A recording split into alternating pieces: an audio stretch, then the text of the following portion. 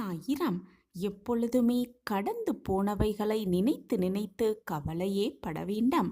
கவலை பட வேண்டாம் என்பதற்காகத்தான் அது கடந்து போயிருக்கிறது என்பதை உணர்ந்து செயல்படலாம். ஜெய் சாயிராம். ஜெய் ஜெய் சாயிராம்.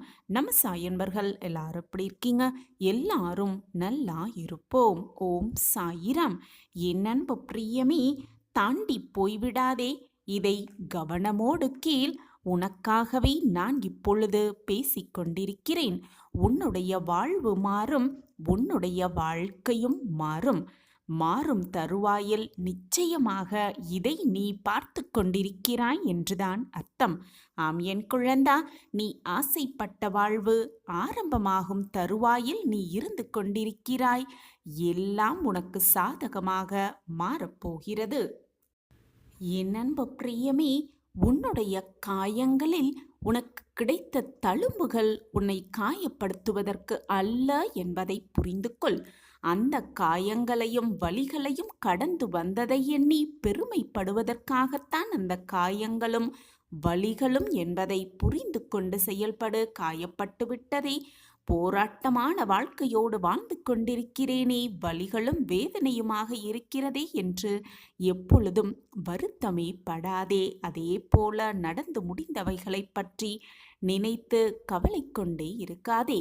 உன்னுடைய எதிர்காலத்தையே அப்படி நீ இருந்துவிட்டால் அது இருளாக்கிவிடும். யாரை பார்த்து வாழ்ந்தாலும் மாறிவிடாது உன்னுடைய வாழ்க்கை. ஆம் என் குழந்தையே, உன்னுடைய வாழ்வு மாறியே விடாது. மற்றவர்களையே நீ பார்த்து கொண்டிருந்தால், உன்னையே நீ மாற்றிக்கொள்ளாதவரை வாழ்வு எதற்காகவும் மாறாது. சில பிரச்சனைகளை நேருக்கு நேர் எதிர்கொள்ள வேண்டும் என்ற அவசியம் இல்லை என் பிரியமே. நீ ஒதுங்கி சென்றாலே சில சமயம் பிரச்சனைகளும் உன்னை விட்டு ஒதுங்கிவிடும். வந்த வழி தெரியாமல் உன்னை விட்டு விலகிவிடும். வாழ்வின் கடினமான சூழ்நிலைகளில் தன்னம்பிக்கையை தவிர, அந்த நம்பிக்கையை தவிர வேறு எந்த கைகளும் உன்னை தாங்கி பிடிப்பதே கிடையாது. வாழ்க்கையில் மாற்றி யோசனை செய்தால் இங்கு மாற்றங்கள் என்று எதுவுமே வருவதே இல்லை. கிடைக்கும் பொழுது அதை பயன்படுத்தி கொள்ள கற்றுக்கொள். இருக்கும் போதே அனுபவித்து கொள்ள கற்றுக்கொள். நினைத்தவுடன் அனைத்தையும் செய்து முடிக்க கற்றுக்கொள். எந்த இடத்திலும் உணர்வுகளுக்கு கட்டுப்பட்டு உன்னை நீயே இழந்து விடாதே என் பிரியமே. ஏனென்றால் வாழ்க்கை ஒரே ஒரு முறைதான். அதை அனுபவித்து வாழலாமே. என் அன்பு பிரியமே, எப்பொழுதும் விமர்சனங்களையும் எதிர்ப்புகளையும் கண்டு சோர்ந்து போகாதே, சோர்ந்து விடாதே.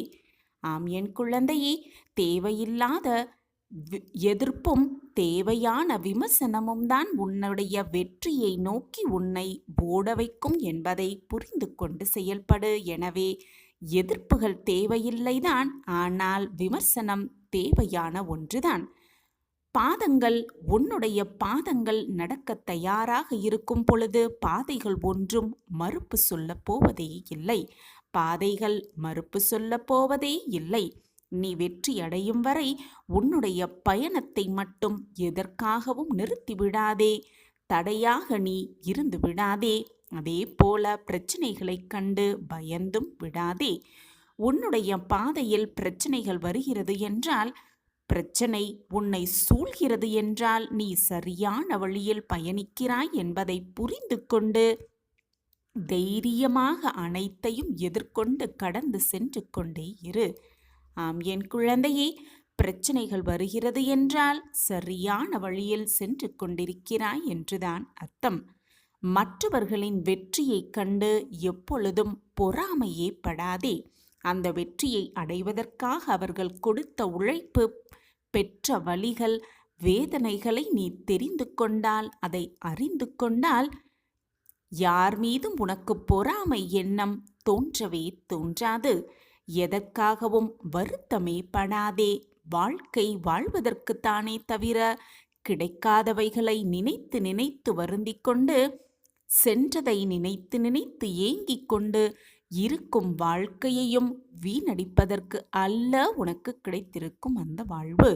எனவே கிடைப்பதை வைத்து சந்தோஷமாக இருக்க கற்றுக்கொள். வருவதை அப்படியே ஏற்றுக்கொண்டு வாழ பழகிக்கொள். தவறி விழுந்த விதையே முளைக்கும் பொழுது தடுமாறி விழுந்த உன்னுடைய வாழ்க்கை மட்டும் சிறப்படையாமலா போய்விடப் போகிறது? நிச்சயமாக சிறப்படையும் என்ற நம்பிக்கை உன் மனதில் இருந்து விட்டால் போதும், எல்லாமே உனக்கு சாதகமாகவே இருக்கும். எனவே நம்பிக்கையோடு எழுந்திரு. உன்னுடைய வெற்றி, உன்னை வெற்றி கொள்ள இந்த உலகில் யாருமே இல்லை என்ற எண்ணத்தோடு இரு. அனைத்துமே உனக்கு வசமாகும். நீ நினைப்பது எல்லாமே உடனே நடந்துவிட வேண்டும் என்ற எண்ணத்தை முதலில் மாற்ற கற்றுக்கொள். ஆம் என் குழந்தையே, தாமதமாக கிடைக்கும் எது ஒன்றும் தரமானதாகத்தான் இருக்கும் என்பதை புரிந்து கொண்டு செயல்படு. நம்பிக்கையோடு இரு, பொறுமையாக இரு. நடப்பது எல்லாமே உனக்கு நல்லதாகவே நடக்கும், நன்மையாகவே இருக்கும். கஷ்டமோ நஷ்டமோ நீ சிரித்து கொண்டே இருக்க கற்றுக்கொள். புன்னகை மாறாமல் இருக்க கற்றுக்கொள். உன்னை பார்த்து பொறாமைப்பட்டவர்களெல்லாம் தன்னம்பிக்கை நிறைந்த உன்னுடைய சிரிப்பால் கவலை கொள்ளட்டும். யாரிடமும் வாழ்ந்து காட்ட வேண்டும் என்று நினைக்காதே என் பிரியமே. நீ எப்படி வாழ்ந்தாலும் அதை யாரிடம் காட்ட வேண்டும் என்று நினைக்கவும் நினைக்காதே. உன்னை பற்றிய எல்லாவற்றையும் எல்லோரிடமும் வெளிப்படுத்த வேண்டும் என்றும் நினைக்காதே. நீ காப்பாற்றும் உன்னுடைய ரகசியங்கள்தான் உன்னை வெற்றியை நோக்கி விரைவாக அழைத்து செல்லும் என்பதே நிதர்சனமான உண்மை. இவ்வளவுதான் என்று வட்டம் போட்டு வாழ்வதல்ல குழந்தையே உன்னுடைய வாழ்க்கை. நேரத்திற்கு ஏற்றாற்போல திட்டம் போட்டு வாழ்வதுதான் சிறந்த வாழ்வு என்பதை புரிந்து கொள். இவ்வளவுதான் வாழ்வு என்று ஒரு வட்டத்திற்குள்ளேயே உன்னுடைய வாழ்வை முடக்கிவிடாதே. தோல்விகள் இல்லாமல் வரலாறு இல்லை. தோல்வியை கண்டு எப்பொழுதும் துவண்டு விடாமல் இரு. மீண்டும் மீண்டும் முயற்சி செய்து கொண்டே இரு. இந்த உலகின் வரலாற்றில் உனக்கும் நிச்சயமாக ஒரு இடம் உண்டு என்று நம்பிக்கையோடு செயல்படு. நீ யார் என்பதை முதலில் தெரிந்து கொண்டு செயல்படு. உன்னுடைய கனவுகளை துரத்தி கொண்டே இரு என் பிரியமே. கண்டிப்பாக ஒரு நாள் உனக்கு அனைத்துமே வசப்படும். நீ நினைப்பது எல்லாமே நடக்கும். நீ கேட்டது எல்லாமே உனக்கு கிடைக்கும். உன்னை பற்றி பல பேர் பல விதத்தில் அவதூறு பரப்பினாலும் கவலையே படாதே என் பிரியமே. கவலையே கொள்ளாதே. எது நடந்தாலும் நடப்பது நடக்கட்டும், இருப்பது இருக்கட்டும் என்று இருந்துவிட்டு போ. எப்பொழுதும் எடுத்த முயற்சியிலிருந்து மாறாமல் நீ பயணம் செய்து கொண்டே இருந்தால் உன்னுடைய இலக்கை மிக சுலபமாக உன்னால் எட்டிவிட முடியும். ஆம் என் பிரியமே, மிக சுலபமாக உன்னால் எட்டிவிட முடியும். யாராவது வந்து உன்னை உயரத்தில் வைப்பார்கள் என்று எப்பொழுதும் காத்து கொண்டே இருக்காதே. நீ தன்னந்தனியாகத்தான் வாழ்க்கையில் உயரத்திற்கு சென்று சேர முடியும் என்பதை தெரிந்து கொள். யாருக்கும் எதற்காகவும் காத்திருக்காதே. உனக்கான பாதையை நீயே உருவாக்க கற்றுக்கொள். வாழ்வில் வரும் கஷ்டங்களுக்காக எப்பொழுதும் கலங்கி விடாதே என் பிரியமே. கஷ்டத்தை அனுபவிக்காமல் எந்த ஒரு மனிதனும் தன் லட்சியத்தை அடையவே முடியாது என்பதுதான் நிதர்சனமான உண்மை. முடிவுகள் தயங்காமல் எடுக்கும் பொழுது அந்த எடுக்கும் திறன் உன்னிடம் இருந்துவிட்டால் போதும். முன்னேற்றத்திற்கான வாயிற்கதவுகள் எப்பொழுதும் உனக்காக திறந்தே இருக்கும். வாய்ப்புகள் வரும் என்று வாசற்படியை பார்த்து கொண்டே இருக்காமல் வரும் வாய்ப்பை உனக்கான வாய்ப்பாக மாற்றிக்கொள்ள பயன்படுத்திக்கொள். வாய்ப்புகளுக்காக காத்திருப்பவர்களை விட தனக்கான வாய்ப்புகளை தானே உருவாக்கி கொள்பவர்களுக்குத்தான் வெற்றி அவர்களிடமே நிரந்தரமாக இருக்கும். மிகப்பெரிய வெற்றியை தன்வசம் ஆக்கிக் கொள்ள முடியும் அப்படி இருப்பவர்களால் தான். நீ ஆசைப்பட்டதையே உனக்கு நான் வரமாக கொடுக்கப் போகிறேன். இன்னும் சற்று நேரமே உனக்கு மிகப்பெரிய அதிர்ஷ்டம் கிடைக்கப் போகிறது. அதன் மூலமாக உன்னுடைய குடும்பமெல்லாம் முன்னேற்றம் அடைந்து உன் வாழ்வில் பல அதிசயத்தக்க மாற்றங்கள் நிகழ்ந்து சந்தோஷமாக நிம்மதியான வாழ்வை பெறப்போகிறாய். இது உன் வாழ்வில் நடக்கப் போகிறது. இன்னும் சற்று நேரமே உன் மிகப்பெரிய பிரச்சனை உன் வாழ்க்கையை விட்டே தீரப்போகிறது. சாயிநாதரே, நீங்கள் சொல்வது போல என் வாழ்க்கையில் எப்பொழுது மாற்றங்கள் நிகழும்? என் வாழ்க்கையில் மாற்றங்கள் நிகழ்ந்து நான் எப்பொழுது நிம்மதியாக வாழப்போகிறேன் என்று என்னிடம் கேட்பதற்கு பதிலாக என் வாழ்க்கையில் மாற்றங்கள் வந்துவிட்டது, என் வாழ்க்கையில் மாற்றங்கள் வந்து நான் இப்பொழுது சந்தோஷமாக வாழ்ந்து கொண்டிருக்கிறேன் என்று நீயே உன் மனதிற்குள் சொல்லிக்கொண்டே இரு. உன் எண்ணம் போல், உன்னுடைய சிந்தனை போல் உன் வாழ்க்கையும் அப்படியே ஆகிவிடும்.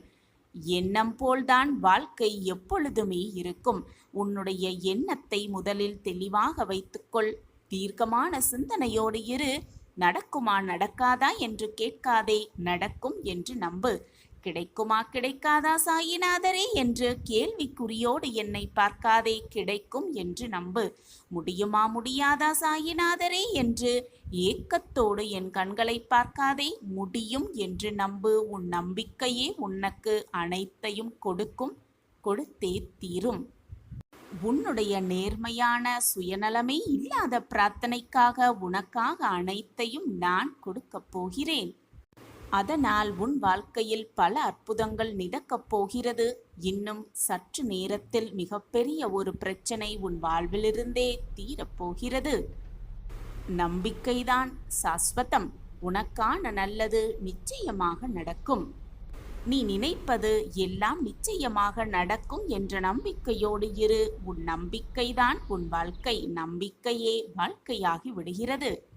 உன் வாழ்வில் இருக்கும் அனைத்து தடைகளையும் நீக்கி உனக்கு தேவையானது அனைத்தையும் வழங்கி உனக்கான ஆரோக்கியத்தையும் நிறைவான செல்வத்தையும் நிம்மதியான வாழ்வையும் அளவில்லாத இன்பத்தையும் மற்றற்ற மகிழ்ச்சியையும் உன் வாழ்க்கையில் நான் கொண்டு வந்து சேர்க்கப் போகிறேன். வரமாக நீ ஆசைப்பட்டதையே உனக்கு வரமாக கொடுக்கப் போகிறேன். இன்னும் சற்று நேரமே உன் வாழ்க்கையில் மிகப்பெரிய பிரச்சனை உன் வாழ்வை விட்டே விலகப் போகிறது.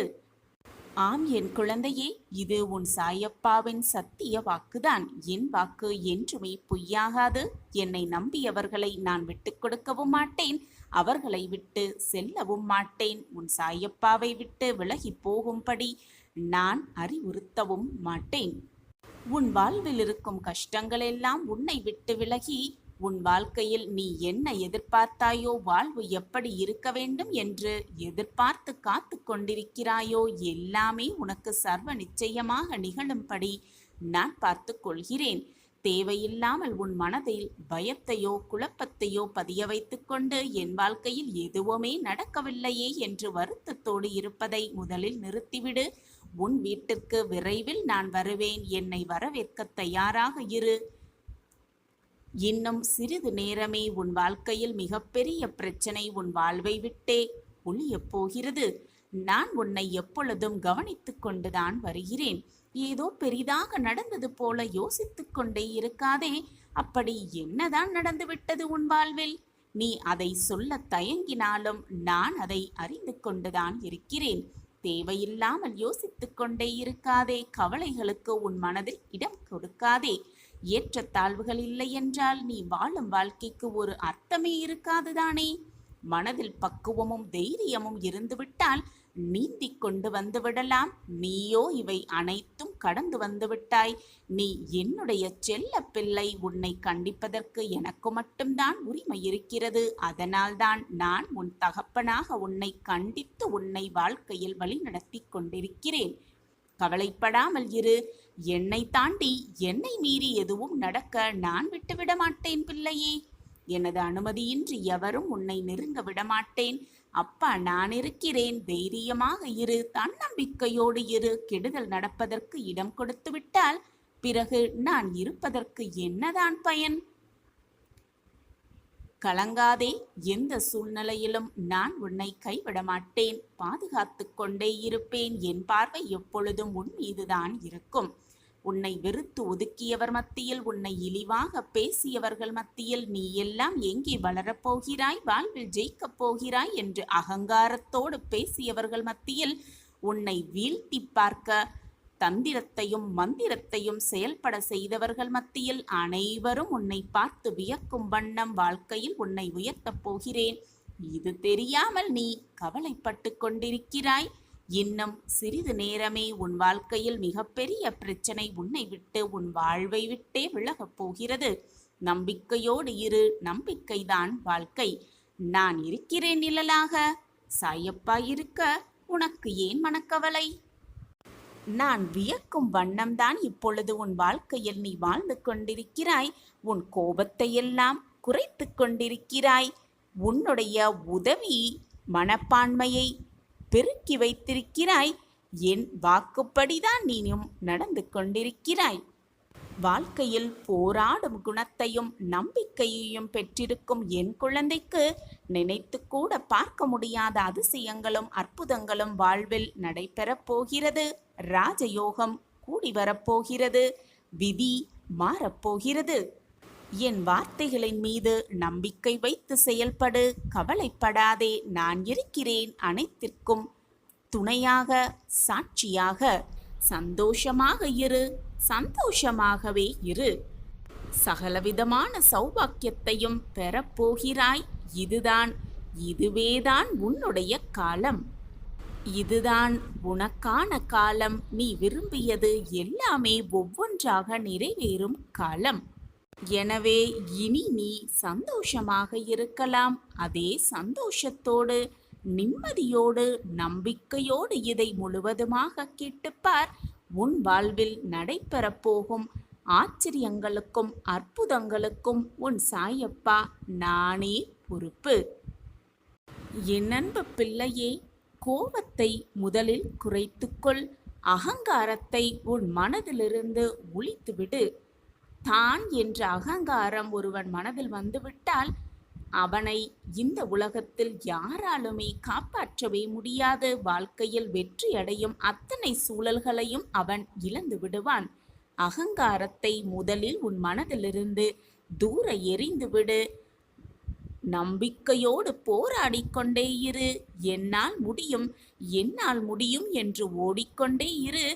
என்னால் மட்டுமே முடியும் என்று எப்பொழுதும் எண்ணி விடாதே.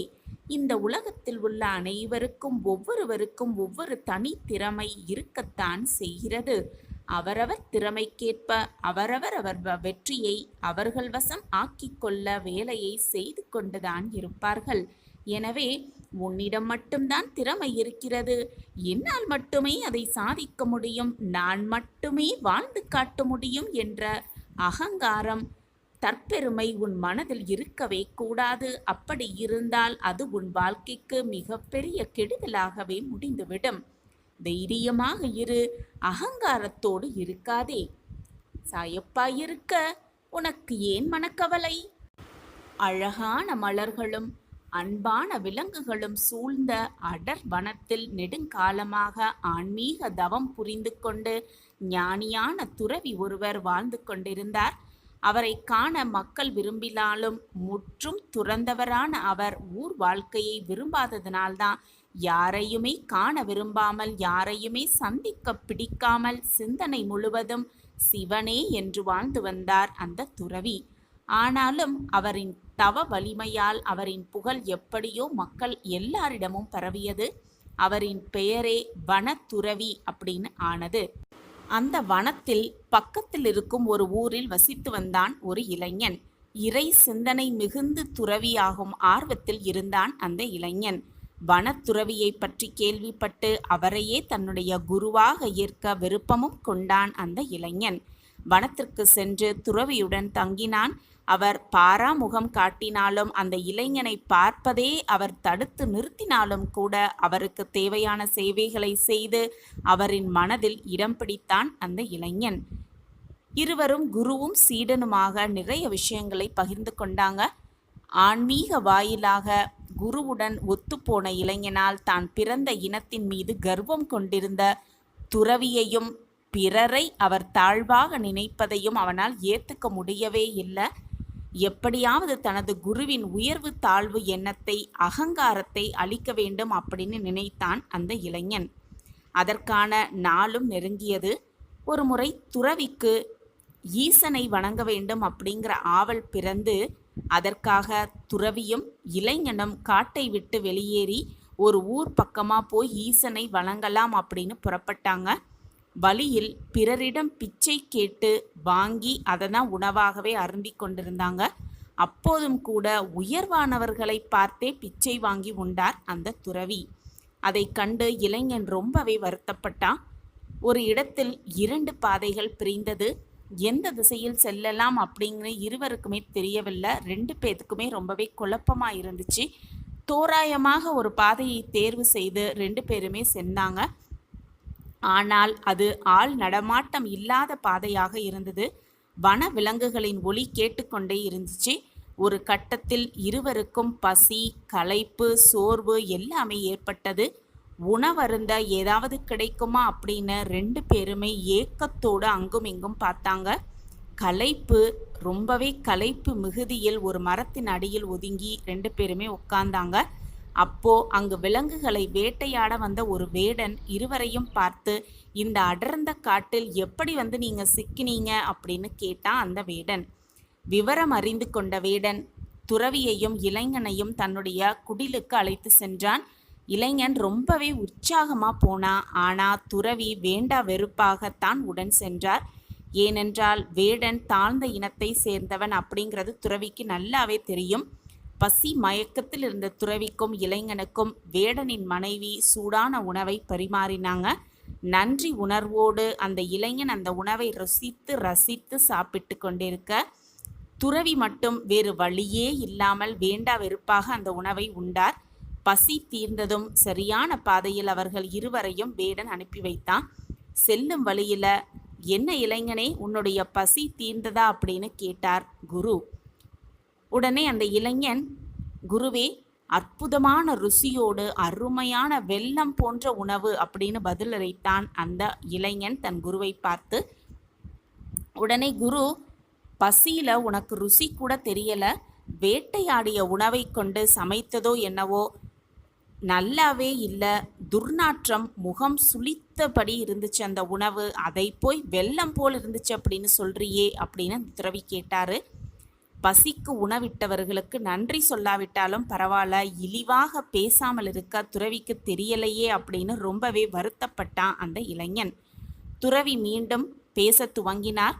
சரி, நீ சாப்பிட்ட உணவை வெளியேற்று. அது வெல்லமாக வருகிறதா, வேறு ஏதாவது வாரி வருகிறதா அப்படின்னு பார்ப்போம் அப்படின்னு சொன்னார் அந்த துறவி. குருவின் கட்டளையை மீறாத சீடனாய் அந்த இளைஞன் மூச்சையெல்லாம் இழுத்து பிடித்து உண்ட உணவின் சிறு பகுதியை வெளியேற்றினான். அப்போ துறவி அதிர்ந்தே போனார். காரணம், வெல்லம் கலந்த பாயசமாக வந்தது அந்த உணவு. உடனே அந்த இளைஞன் சொன்னா, குருவே பார்த்தீங்களா, நான் சொன்னது சரிதானே அப்படின்னு இளைஞன் சொன்னா. இப்படி பேசிக்கிட்டே இருக்கும் பொழுது எதிர்பாராத விதமாக துறவியும் வாந்தி எடுத்தார். ஆனால் அவர் வாயிலிருந்து அவர் சொன்ன மாதிரியே துர்நாற்றத்தோடு உணவு வந்தது. அந்த இடத்தையே அசுத்தமாக்கியது அவர் எடுத்த வாந்தி.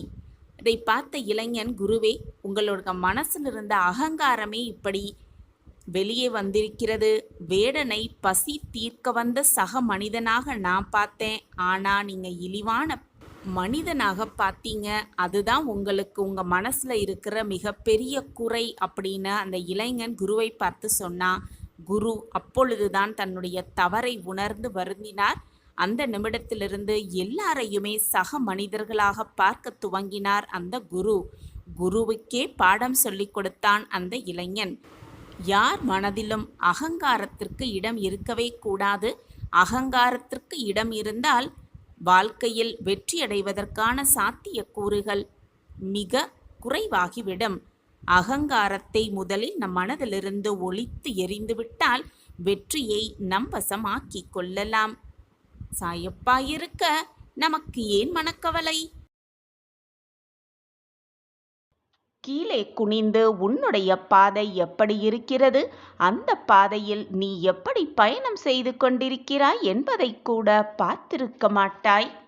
அந்த முட்கள் உனக்கு நல்லதுதான் செய்திருக்கிறது என்பதை நம்பிக்கையோடு நம்பு. யாராவது உன்னை காயப்படுத்தினார்களோ, நீ தவறே செய்யாமல் உன்மேல் பழியை சுமத்தி நீ காயப்பட வேண்டும், தண்டனை அனுபவிக்க வேண்டும் என்று எண்ணினார்களோ, மறந்தும் கூட அவர்கள் மேல் கோவப்பட்டு விடாதே. அவர்கள் மீது பழிவாங்கும் எண்ணமும் வேண்டாம். அவர்களை திரும்பவும் காயப்படுத்த வேண்டும், பழிவாங்க வேண்டும் என்ற நினைப்பும் உன் மனதில் வேண்டவே வேண்டாம். ஒன்று தெரியுமா? உன்னை காயப்படுத்துவதால், உன்னை கண்ணீர் சிந்த வைப்பதால் அவர்கள் தாமாகவே முன் வந்து உன்னுடைய கர்மாக்களை அவர்கள் கையில் ஏந்திக் கொள்கிறார்கள் என்பதுதான் உண்மையிலும் உண்மை. புரிகிறதா பிள்ளையே? தவறே செய்யாமல் நம் தண்டனையை நமக்கு கொடுப்பார்களேயானால் நம் கர்மாவை நாம் கேட்காமலேயே அவர்கள் பகிர்ந்து கொள்கிறார்கள் என்றுதானே அர்த்தம். உன்னுடைய கர்மா அவர்களாலேயே குறைக்கப்படும். ஆனால் அவர்களுக்கு எதிராக நீ நடக்க வேண்டும் என்று நினைத்தால் உன்னுடைய கர்மாக்கள் இரட்டிப்பாக ஏற்றப்படும். எனவே அனைத்தையும் புரிந்து நடந்து கொள். கோபம், பழிவாங்கும் எண்ணம், அடுத்தவரை காயப்படுத்த வேண்டும் என்ற எண்ணம் உன்னில் எழுந்தால் இனி அடுத்தடுத்து வரும் ஜென்மங்களில் உன்னுடைய கர்மாக்கள் கூட்டப்பட்டு கொண்டே இருக்கும். உன்னுடைய கர்மாக்களை கழிக்க நீ மறு ஜென்மம் எடுத்துக்கொண்டே இருக்க வேண்டும். எனவே மற்றவர்களை காயப்படுத்த வேண்டும், பழிவாங்க வேண்டும், கோபமாக நடந்து கொள்ள வேண்டும், மற்றவர்கள் மனதை காயப்படுத்த வேண்டும், தீங்கு இழைக்க வேண்டும் என்பது போன்ற சிந்தனையை உன் மனதிலிருந்து தூக்கி எறிந்துவிடு. எது நடந்தாலும் நன்மைக்கே என்பதை தீர்க்கமாக நம்பு. முடிவே தெரியாத பாதையில் நான் பயணித்து கொண்டே இருக்கிறேன், என் வாழ்க்கைக்கு முடிவே இல்லையா என்று நீ புலம்புவதும் என்னிடம் கேட்பதும், உன் கண்ணால் என் கண்களை ஏக்கத்தோடு பார்ப்பதும் எனக்கு புரியாமல் இல்லை என் குழந்தையே. முடியுமா முடியாதா என்ற வார்த்தைகளை மறந்துவிடு. முடியும் என்ற நம்பிக்கையோடு அடுத்த அடியை எடுத்து வை. உனக்கான வாழ்வு நிச்சயமாக மிக பிரகாசமாகவே உன் கண்களுக்கு தெரியும். உன் கஷ்டங்களுக்கான முடிவும் உன் கண்களுக்கு புலப்படும். தோல்விகள் வந்துவிட்டால், சோதனை வந்துவிட்டால் உடனே முடங்கி உட்கார்ந்து விடாமல் அதற்கான காரணங்களை நீ கண்டறிந்து செயல்படு. அதற்கான காரணம் என்ன என்பதை ஆராய். அப்பொழுதுதான் உன்னுடைய நாளைய வெற்றியை நோக்கி உன்னால் ஒரு அடி கூட எடுத்து வைக்க முடியும். நம்பிக்கையோடு, எப்பொழுதுமே நம்பிக்கையோடு உன் நாட்களை நகர்த்தி கொண்டே இரு. காலம், அதற்கான காலம் கட்டாயமாக உன் கவலைகளுக்கு மருந்து போடும் என்ற நம்பிக்கையோடு நாட்களை நகர்த்தி கொண்டே இரு. என்றல்ல என்றாவது ஒரு நாள் உனக்காக விடியல் இருக்கும், உனக்காகவே சூரியன் உதிக்கும் என்ற நம்பிக்கையை மட்டும் விட்டே விடாதே.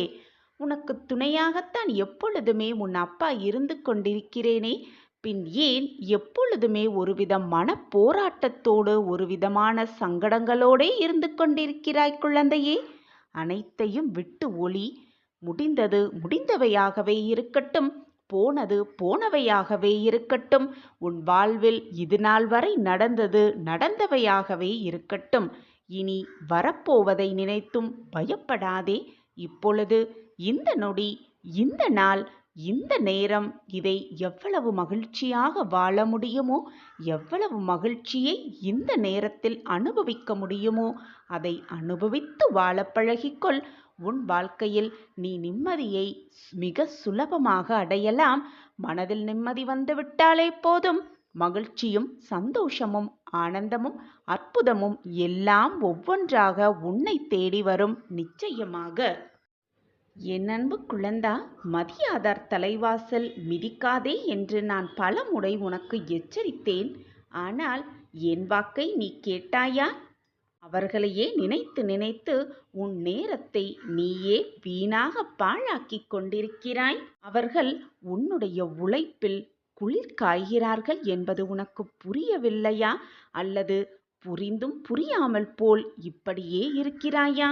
உன்னிடமே அனைத்தையும் பெற்றுக்கொண்டு உன்னையே குறை கூறுபவர்கள், உன்னுடைய வளர்ச்சியை பார்த்து பொறாமைப்படுபவர்களும் அவர்களேதான்.